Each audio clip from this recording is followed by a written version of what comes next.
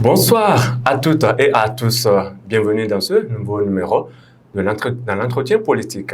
Il a refusé de rejoindre l'Union progressiste Le Renouveau suite à l'adhésion-absorption décidée par son ancienne formation politique.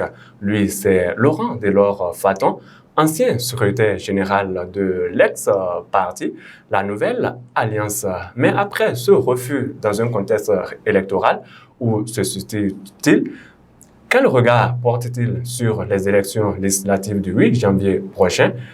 La participation de l'opposition comme-t-elle ses attentes? Monsieur Delors-Faton, bonsoir. Bonsoir, monsieur le journaliste, et bonsoir, chers internautes. Voilà les quelques questions que nous allons aborder, mais avant d'entrer dans le fond du sujet, acteur politique que vous êtes, depuis votre refus de suivre la décision de votre formation politique, votre ancienne formation politique, puisqu'elle n'existe d'ailleurs plus, où vous situez-vous? Je suis toujours acteur politique et comme dans toute activité de vie humaine, on prend pas des pauses. Vous savez que la politique s'apparente à un jeu de football où on est en compétition les uns contre les autres et les acteurs sont comme des joueurs. Et quand vous arrivez à avoir les meilleurs joueurs, ça veut dire que vous pouvez gagner. Et vous savez qu'il y a les saisons. Et par moment, il y a des acteurs qui prennent congé, qui sont en vacances. Au Bénin, on ne prend pas formellement des vacances. Mais moi, en tant qu'acteur politique, en tant qu'un joueur sur la scène, je me suis donné des vacances. Ce qui veut dire qu'actuellement, bien qu'étant acteur politique, je suis en vacances. Et quand on est en vacances, qu'est-ce qu'on fait? On se repose, on se revigore, on se promène, on voit d'autres choses que ce qu'on voit habituellement. Et quand on revient tout frais. Ça veut dire qu'actuellement, je suis en vacances et je m'occupe à d'autres activités qui me permettent de me détendre profondément, de me ressourcer et de me donner une nouvelle énergie pour commencer la nouvelle saison sous de nouveaux auspices. C'est ce que je fais actuellement simplement. C'est-à-dire que vous n'avez plus de combat politique actuellement? Actuellement, je ne suis engagé dans aucun combat politique. Okay. Je suis un observateur de la vie politique, mais je suis un vacancier.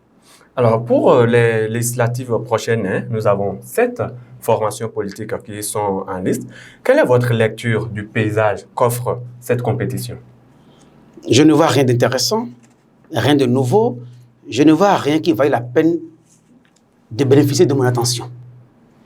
Il n'y a aucun enjeu dans l'espace politique concernant les élections législatives prochaines. Il n'y a aucun intérêt. Il n'y a pas un fait majeur qui nécessite mon regard en tant qu'observateur politique, en tant qu'enseignant de communication politique et en tant qu'acteur politique. Parce que c'est fait de l'analyse très superficielle que de consacrer de l'énergie à ces élections qui s'annoncent. Parce que les facteurs qui se sont réunis pour qu'on ait ces élections sont les mêmes facteurs qu'il y a eu depuis 2016. Le contexte politique, le contexte législatif, le contexte juridique et l'environnement sociopolitique, c'est davantage corsé, est devenu moins aéré progressivement. En 2019, l'opposition avait plus, ou bien la classe politique générale avait plus de chances d'avoir une élection inclusive, festive, avec une perspective d'un vrai combat électoral qu'en 2020, moins encore en 2021, et aujourd'hui, il n'y a aucune perspective d'une élection électorale festive, démocratique et vous ne pensez pas que vous êtes très prometteur d'une élection démocratique apaisée avec une élection inclusive. Qu'est-ce que vous Il n'y a rien d'inclusive, il n'y a rien de démocratique et il n'y a rien de vitalisant, et je dirais de vivable dans ces élections qui s'annoncent prochainement, qui, contrairement, au lieu d'interroger les acteurs à chercher les solutions ailleurs, ils consacrent toutes leurs énergies Parce que vous savez, une élection ne se gagne pas dans les urnes. C'est tout un ensemble qui gagne l'élection. Et les combats qui ont été faits de 1990 à 2016 ont été des combats électoralistes. Et ces combats ont été faits sur des pesanteurs connus. Le premier combat qui a été le combat le plus grand, c'est le combat du contrôle du fichier électoral. C'était le combat de tout le temps. On ne peut pas faire élection dans un pays qui se dit démocratique, je mets ça entre griffes, tant que les acteurs qui participent à l'élection ne contrôlent le fichier électoral. Il y a une audit qui a été faite, non? Aucun audit n'a été fait, c'est de la superficie. Vous avez suivi le président du parti FNN, M. Avoyon Apollinaire, qui est sorti, qui a dit qu'il n'y a eu jamais aucun audit. Personne ne peut faire un audit d'une liste électorale en une journée. Pour faire un audit d'une liste électorale, il faut la contre-expertise. Il faut de l'instruction, il faut la même technique qui a permis à faire l'enrôlement, qui a permis à organiser la liste. Il faut des mêmes outils informatiques de dernière génération pour aller fouiller la base, pour voir si la base n'est pas paramétrée. Parce que pour contrôler le fichier, il faut aller voir les paramètres. Oui, mais la volonté... personne n'a mis en place un organe neutre de contrôle. Vous vous souvenez quand on faisait la LEPI en 2011 et consorts, vous vous souvenez qu'à un moment donné, la francophonie, je ne sais pas, la francophonie ou bien l'OIF, une institution internationale a dépêché une équipe qui a audité, qui a fait de l'expertise. Quelle est la structure, quelle est la structure qui a fait l'expertise de cette liste électorale? Aucune structure. Les acteurs sont allés voir avec les yeux. Écoutez-moi. Ils sont allés voir avec les yeux et ils sortent après une cérémonie, on fait du folklore, on dit qu'on a contrôlé. Et il n'y a aucun audit. C'est de la manipulation, c'est de la magouille et c'est de la compromission. Ce n'est pas de compromis, c'est de la compromission. Ceux qui sont allés et qui ont dit que la liste a été auditée, ils sont compromis. Ils sont dans un complot. Il faut que le peuple le sache, qu'on ne leurre pas les gens. C'est que le premier facteur qui permet de savoir qu'il y a un enjeu, c'est que la liste. Parce que tous les combats qui ont été faits depuis 1990 à 2016 ont été combats de liste. Après les combats de liste... Vous ne pensez pas que vous vous opposez pour vous opposer, M. Faton, parce qu'il y a quand même une volonté, compte tenu du temps qui reste. Il n'y a aucune volonté. Vous savez, ce qui me fascine et à la limite me fait rire, assez rire, ceux qui aujourd'hui veulent participer aux élections avec le pouvoir en place ne font rien de ce que nous avons fait hier. Quand nous nous parlons, ils doivent quand même nous écouter. En 2020, quand tout le monde a refusé d'aller aux élections avec le pouvoir en place, nous, en tant que FCB, on est allés. Et au moment où on y allait, les contextes étaient moins serrés qu'aujourd'hui, moins viciés et moins contrôlés. On y est allé à ces élections écoutez-nous, avec eux. Tout le monde nous a critiqués. Ils sont vendus, ils sont les complices, ils sont les vendus, on a tout dit. On est allé. Mais quand ce pouvoir a vu qu'on a voulu contrôler, pour avoir plus de 16 maires, ils sont retournés à l'Assemblée pour voter la loi rétroactive qui a interagi pour empêcher qu'on contrôle les mairies. Non. Pour dire que nous, on connaît quand même la supercherie que ce pouvoir l'a fait. Ils sont malhonnêtes. Ils ne peuvent jamais... Non, monsieur Faton, soyez quand même galant. Non, écoutez, je suis un linguiste, communicateur de profession et de pratique. Je suis enseignant. Je n'emploie pas les mots pour les employer. Chaque mot, je l'emploie dans son contexte bien. Ceux avec qui vous avez risqué tout, au nom de la démocratie, au nom de la paix, où les gens nous ont vilipendés dans ce pays, je n'ai pris un franc chez personne. En tant que loi de l'Ofatan, je jure sur mon honneur. J'ai participé aux élections 2020 sur mon honneur, en me disant, on a dit que le régime est mauvais, on a tout dit, pourquoi pas donner une chance à ce régime de se laver? À la fin du monde, on est allé. Mais vous avez vu, ils nous ont dribblés comme sur un terrain de foot, là où on les attend pas le moins. Parce que là où on les attendait, c'est que dans les unes, ils ont les moyens pour nous contrecaler. Mais on les a dribblés dans les unes. Ils sont allés nous dribbler à l'Assemblée. Alors, quand vous voyez ceux-là qui sont en train de regarder les élections et que des gens y participent et que le peuple qui devrait vraiment être guidé par l'élite et que c'est aujourd'hui le peuple qui guide l'élite alors que c'est l'élite qui éclaire le chemin du peuple, le peuple maintenant suit l'élite. Et quand l'élite se range derrière le peuple, sachez que quelque part il y a une compromission. Parce qu'aujourd'hui, ils veulent faire ce que nous on a fait hier et qu'on a dit que c'est mauvais. J'ai participé à ces élections et en tant qu'intellectuel, en tant qu'observateur, j'ai dit qu'il n'est pas possible. Vous ne pensez pas que c'est Il n'est pas possible de participer aux élections avec ce régime dans le contexte que nous avons aujourd'hui. Il est question de l'asphyxier par d'autres mécanismes afin de le ramener à la raison. Vous ne pensez pas que c'est un règlement de compte que vous faites là, parce que vous avez participé en 2020, les autres ont critiqué, et qu'aujourd'hui, les autres participent. Il faut critiquer aussi. Vous savez, avant que le jeu ne commence, on a commencé à pas voir les indices de ce que nous disions. Ça fait depuis 3 mois que j'ai dit je ne participe pas à cette élection. Depuis 3 mois, j'ai dit je ne participe pas. J'ai tout dit dans mon parti politique. Si vous voulez participer, je ne participe pas à cette élection. Parce que, vous savez, je me souviens qu'à était très jeune, il y avait un prêtre qui a dit dans une église qu'on aurait beau amener un chat à Rome, quand il reviendra, il va miauler. C'est parce qu'un chat allait à Rome qu'il ne va pas voler le poisson dans la maison. On aura beau faire de saupoudrer avec le régime en place, et ce régime ne connaît qu'une seule chose. C'est la magouille, c'est le tripatouillage, c'est l'exclusion et c'est, je dirais, de la mauvaise foi. On ne peut pas leur arracher la mauvaise foi. On ne peut pas leur faire confiance. Il n'y a aucun moyen qu'ils puissent jouer à un jeu clair. Ils ne savent pas jouer à un jeu électoral libre. Ils ne le joueront jamais. Ceux qui y vont, s'ils y vont et qu'ils vous disent qu'ils y vont pour jouer l'électoral clair, dites c'est faux. S'ils y vont que le jeu est clair, on va faire des conclusions. Mais nous, depuis un bon moment, on le dit. On ne le dit pas en parlant, on dit en tant qu'acteur, ayant participé une fois, au moment où tout le monde dit que ce n'est pas bon, on y est allé. On a essayé le revers. Oui, on a compris que même ceux qui ont envie de les sauver, ils sont prêts à vous tuer. Mieux vous le laisser eux-mêmes. En ce moment, le parti auquel vous appartenez continue de participer. Oui, mais écoutez, ma personne politique est différente de mon parti politique. C'est pour ça que quand le parti a voulu partir, je suis sorti pour donner ma position claire. Alors, parce que si c'est de ma position, on va me confondre avec les autres.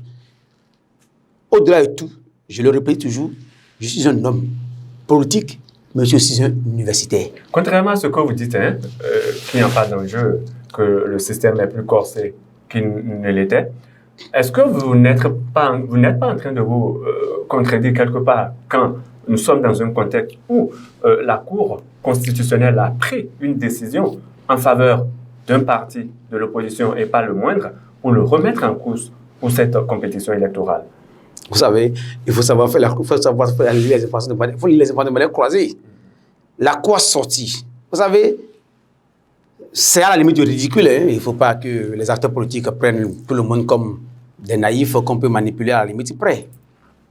Quand vous voyez ce qui s'est passé entre deux tours, le tour de la Sénat, le tour de la Cour constitutionnelle et le tour de la publication de la liste des démocrates, question tout baron. Pourquoi une liste électorale doit être publiée à travers une conférence de presse? Pourquoi vous dites non, écoutez-moi. Je parle de la décision de la Cour constitutionnelle. Mais vous ne pouvez pas analyser un fait politique. Vous ne pouvez pas analyser un fait politique de manière isolée. On est en politique. Et en politique, on est en stratégie.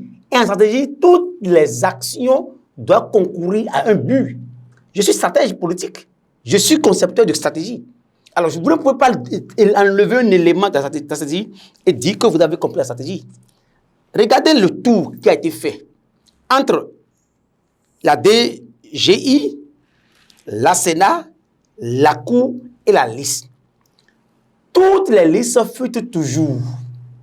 La liste est gardée secrète. Il a fallu qu'il y ait une conférence de presse pour qu'on sorte une liste. D'abord, il y a quelque chose que tout baron, vous comprenez? Mais quand la liste est sortie... Ça, c'est votre lecture. Non, ce n'est pas fait de lecture. On connaît, on est acteur politique au Bénin. Quand la liste est sortie, vous allez voir un constat simple. Tous les acteurs qui sont durs et très durs et qui sont populaires ont été sortis de la liste. Dur et populaire et jeune. Dur, populaire et jeune. C'est eux qui vous ont dit ça? On les a sortis. Non, mais on a devant la liste. C'est une supposition. Ce n'est pas une supposition. Écoutez, on connaît les acteurs qui sont opposés au régime de manière radicale. Vous n'allez voir aucun. Il n'y a que les compromis et les compromisseurs qui sont à l'intérieur. Regardez la liste vous-même. Vous n'avez aucune preuve. Ce n'est pas la de preuve. Écoutez, je n'ai pas dit des noms, mais vous connaissez tous les noms. Je n'ai pas besoin de citer les noms. Tous ceux qui ont du cran politique, qui ont quelque chose à vendre, qui ont un avenir, un rêve politique encore, sur lequel ils vont miser, ils ont été tous écartés. Ceux qui n'ont plus de rêve politique, qui sont des moribonds, qu'on doit repêcher pour qu'ils puissent survivre, ne serait-ce qu'un temps dans l'espace politique, c'est eux qu'on a maintenu sur la liste. C'est eux qui sont positionnés. Mais tous ceux qui sont les acteurs d'avenir, les acteurs de cran, les acteurs d'expérience avérée et non corruptibles, résistants à la manipulation de l'argent et des compromissions n'ont pas été sur la liste. Alors, dans ce cas, vous voyez que le tour entre les institutions, c'est un tour pour crédibiliser une liste. On est dans la stratégie. On a voulu crédibiliser une liste. On a voulu passer par ce tour de passe-passe pour rendre légitime une liste illégitime. On a légitimé une liste à travers des tours d'institutions. Parce qu'on a dit qu'on l'a cassé ici. C'est-à-dire qu'ils sont de l'opposition, on ne veut pas d'eux. On les réhabite là-bas, ils ont une victoire. De quelle victoire parlez-vous quand vous savez la gymnastique qu'il y a eu au sein de la Cour constitutionnelle quelques mois plus tôt? Parce que la Cour constitutionnelle qui est là a fait des gymnastiques qui restent encore mystérieux pour tout le monde. Ces gymnastiques ont abouti à quoi? Parce que qu'est-ce que vous appelez? Je suis un acteur, je vous dis, je suis un acteur, je répète toujours, je suis un scientifique, un intellectuel et un acteur politique. Oui, mais de façon pragmatique. Est-ce que vous pensez que le fait que la Cour ait sauté le président de la Cour, on envoie la Cour au président d'un parti politique, et qu'on traîne le temps, écoutez, on traîne le temps, on le saute, on l'envoie ailleurs, le nom président d'un parti politique, sans respecter aucune des normes constitutionnelles de la République. Aucune des valeurs sociétales, on les a respectées. Parce que s'il sort, il y a un délai qu'il doit faire de réserve. Il devient un acteur. Et quand on le fait, et qu'on le saute, et qu'on est resté là, on n'a pas nommé quelqu'un, et on gratifie quelqu'un d'un poste de président de la Cour constitutionnelle, et plus tard, cet homme gratifié prend une décision. Écoutez, il ne prendra aucune décision s'il n'est pas sur l'instruction. Alors, le président de la Cour ne prendra aucune décision. C'est une institution qui prend la Cour, qui prend la décision. Quand il la prend, on sait la conséquence qui est derrière. C'est que tout ce que vous avez vu, depuis la démission de l'autre, jusqu'à la décision de réhabiliter les démocrates. C'est ce qui se faisait lorsque vous gérez jusqu'à la démission. Je n'ai jamais géré le pouvoir, je n'ai jamais été FCBE sur Yahya Boni. Je n'ai jamais été FCBE sur Yahya Boni. J'ai été FCBE par la Cour le 10 et le 11 février 2018. Je n'ai pas géré avec Yahya Boni.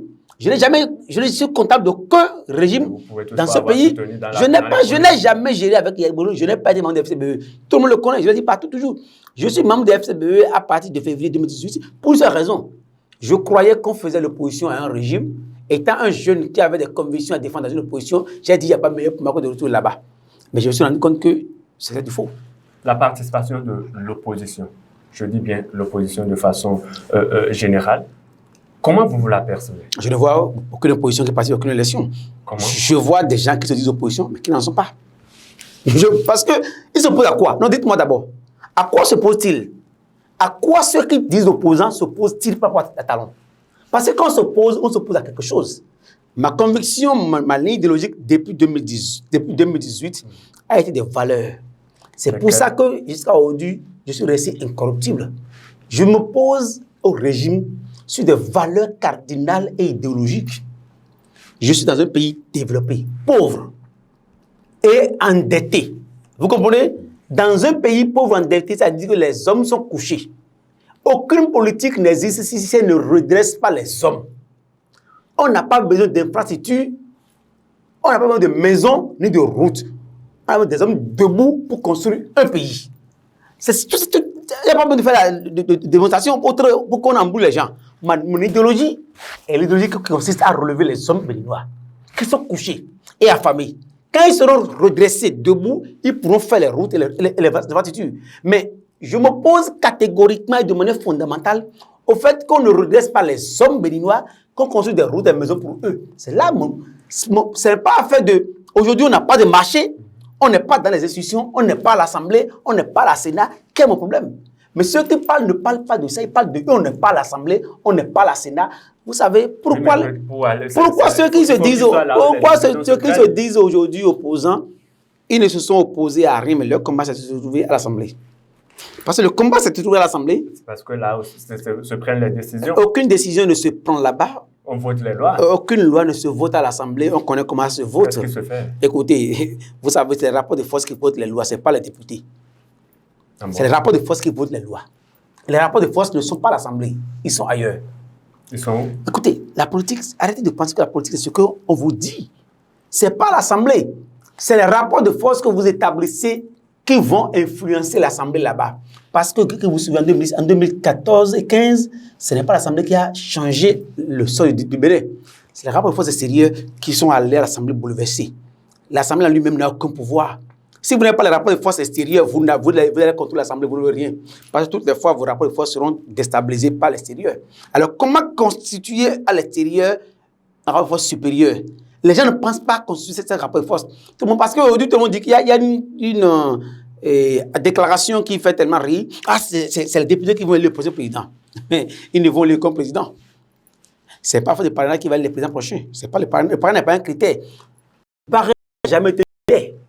Ça n'a pas été un critère. C'est faux. Ça n'a pas été un critère en 2021. Ce n'est pas le parrainage. C'est les rapports de force extérieures qui sont des critères. Parce que c'est les rapports de force qu'il faut changer les lois. C'est parce que le chef d'État n'a aucun rapport de force à l'extérieur qui fait ce qu'il fait. Établir des rapports de force à l'extérieur, les lois vont changer. Parce qu'aucune loi n'est stable.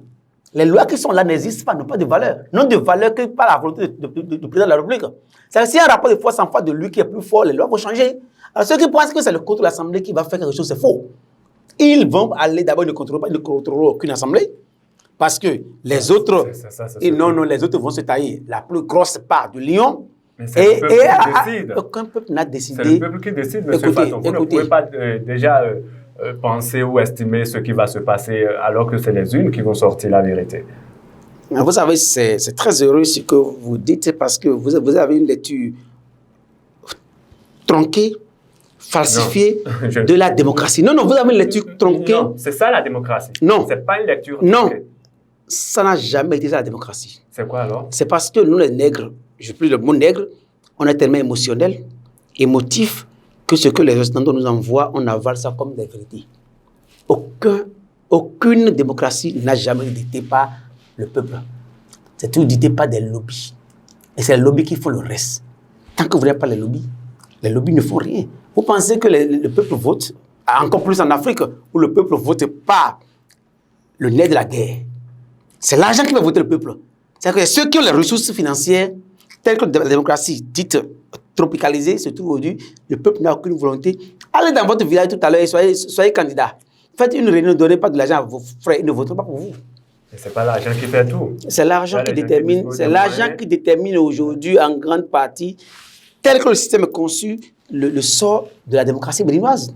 Et quand on dit l'argent, derrière l'argent, il y a le lobby. Vous avez vu pourquoi les gens ont écarté des jeunes de la liste, des listes. Et pourquoi on a écarté ceux qui sont des acteurs authentiques de la liste. Les rapports de force, on connaît. Pourquoi en 2021, on a débarqué Madougou comme résultat de démocratie? Parce que ce que vous ne savez pas, ce que vous dites... vous ne lisez pas la classe politique sur la durée. Vous n'avez pas qui est le président de la démocrate?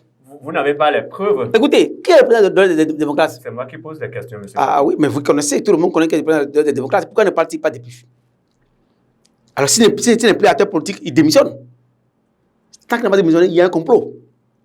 S'il ne démissionne pas, il y a un complot quelque part. Qui démissionne alors? Il y a besoin de démissionner. S'il ne démissionne pas, il doit sortir pour se prononcer. Monsieur Faton, dites-nous, comment vous entrevoyez le Parlement, la 9e législature? Je n'entrevois rien. J'entrevois un Parlement muet qui ne parlera pas, qui ne fera rien de meilleur à ce que nous avons eu à la 8e. Elle sera plus dangereuse, plus compromise et plus soumise que celle qui est passée. Elle sera catastrophique. Vous critiquez tout apparemment, même ce qui n'est pas encore... Ce qui me fait plaisir est que depuis 2016 que je critique, j'ai toujours raison. Parce que les faits me donnent toujours raison, avec le temps. Si c'est que j'étais désabusé par les faits, je me serais tué. Mais les faits me donnent raison à chaque fois que ceux qui sont en face de moi, ils sont dans un agenda clair. C'est de détruire tout un pays et de soumettre tout le monde pour faire une monarchie démocratique au Bénin. En fait, c'est là où les gens ne voient pas là où on est parti.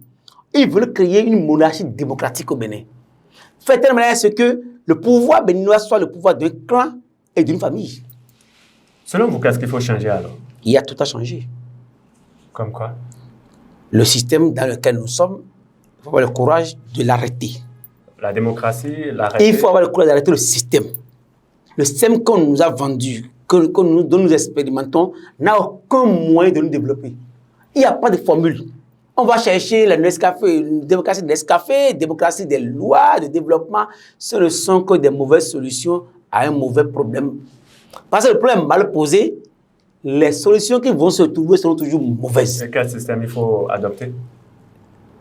Vous savez, personne ne peut quitter le doigt pour vous dire que vous allez gérer votre foyer. Si vous êtes vous qui êtes le maître du foyer, si c'est vous qui avez conçu votre foyer, qui avez épousé votre femme, qui avez au monde des enfants, vous devez savoir la formule qu'il faut pour gérer vos enfants.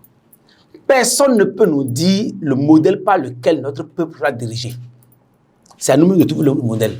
Mais comme en 90, par snobisme et par paresse intellectuelle, je précise, hein, on a trop vite fait de nous donner un modèle qui était un modèle bancal, qui était une mauvaise solution à un problème mal posé. Parce que le problème qu'on avait en 2090, ce n'était pas le problème que nous avions. Ce n'était pas un problème politique. On avait un problème de société, de valeurs, de bon sens et de vivre ensemble. Mais les gens ont posé le problème politique à la place de ce problème qu'on doit poser et on a trouvé des solutions politiques alors que les solutions doivent être sociales, de développement et des solutions durables. Mais on a réglé des problèmes temporels avec des solutions politiques qui étaient mal posées. À la fin des vacances politiques de Laurent Delors-Faton, où va-t-il se retrouver? Au moment opportun, vous verrez là où je me retrouverai. Mais ce qui est sûr, je me retrouverai toujours dans le couloir où je suis, qui consiste à relever l'homme noir, à relever le Béninois de sa léthargie, de sa position de coucher, d'esclave, et qu'on veut damner. Parce que les gens n'ont pas conscience qu'on était comme des esclaves, aujourd'hui on veut nous achever.